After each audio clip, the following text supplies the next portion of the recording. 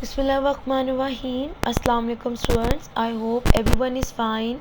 So let's start. Students, we are on chapter number 1, the computer system. So today the topic of discussion is computer languages. Students, computer languages are also known as the programming languages. It is used to write and develop software programs for the computer.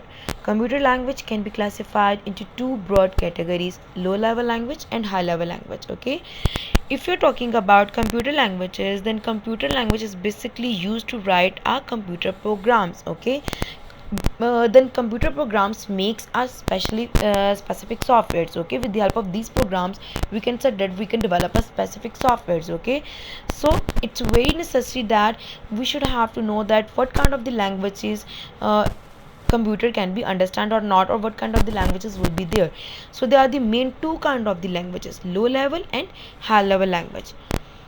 low level language Low level language are of two types, that are machine language and assembly language. Okay, low level language are machine dependent. Code written for one machine might not work on the other. Is that clear? The languages, the code or the language that is written in low level language is basically the machine dependent. Okay, it might be possible that the code for the one machine cannot be work on the other machine. Okay, so there are the two further kinds, that are the machine language and the assembly language. If you are talking about the machine language, then machine language is the language that the computer understands and can execute means run, and computer can run directly without translation. If I'm talking about translation, that it's a language that computer doesn't need to translate it. It means that such kind of the languages that computer can be easily understand it. Okay, if you are talking about in your previous lecture, we will talk about that compiler, interpreter or assembler, that these three are basically kinds of the translator. Means these three programs are used to translate the computer language into the another form, into the form that computer can be easily understand it. Okay, so it means that all whenever the language that computer cannot be understand it, firstly it should be the compiled. Okay, it should be translated with the help of the any translator. Okay, then computer can easily be understand it, and then computer can be give us the then computer can be process it, or computer can be give the information in the form of the output. Okay, so if you're talking about the machine language, then machine language is the language that computer can easily be understand it. Okay, doesn't need to translate it. Okay, so each instruction is written in the form of the zeros or one.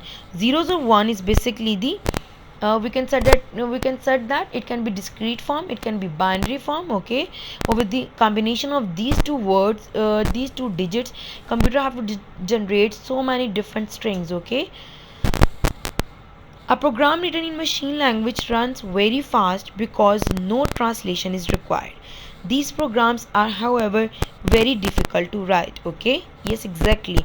It it's very easy for the machine, because machine can easily understand it or can generate their result, but it's very difficult for human, for user, that who are writing the code into the machine. Okay, because it's very difficult that they have to generate the whole program with the help of only these two digits. Okay, next, as I already told you that it's a machine dependent. Okay, next one, assembly language. Assembly language was the first computer language to use words made with letters of the English alphabets.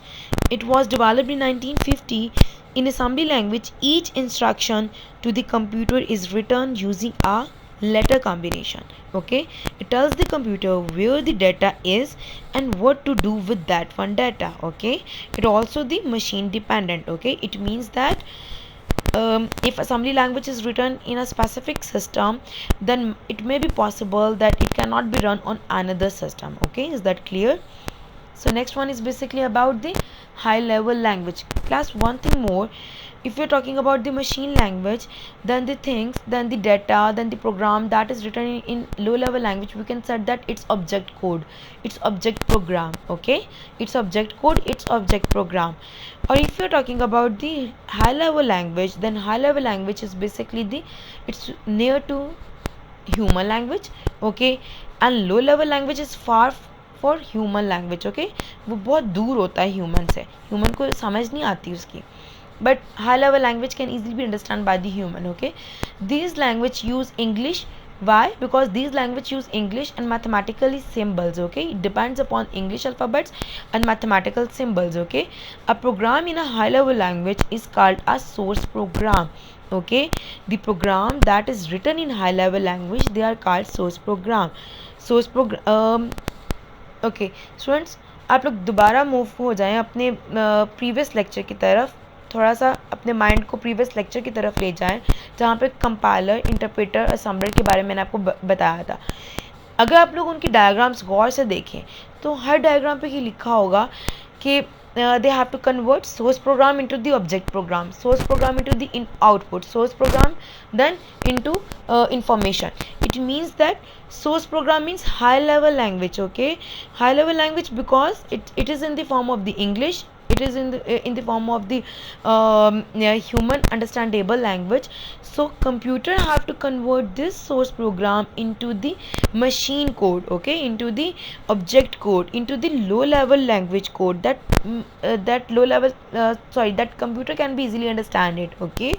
So source program, if you are talking about the source program, then source program is high level language, or if you are talking about the object program, then object program is basically low level language, okay.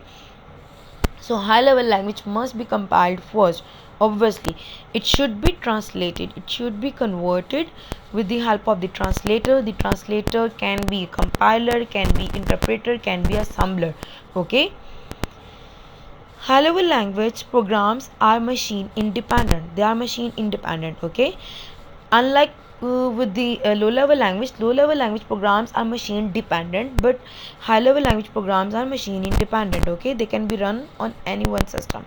Basic stand for beginner, all purpose, symbolic instruction code, okay. They are for the initial users, okay, beginners, okay.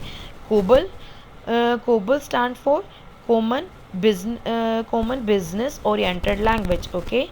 Fortran stand for formula, FR for formula translation. C++, basically the different programming languages, and Java is also the programming language that is basically used for sensitive case purposes, okay. Okay, these are all the examples of the high level language. So students, you should what you have to do, you have to do the reading of page number 8. You have to learn all the important points, okay.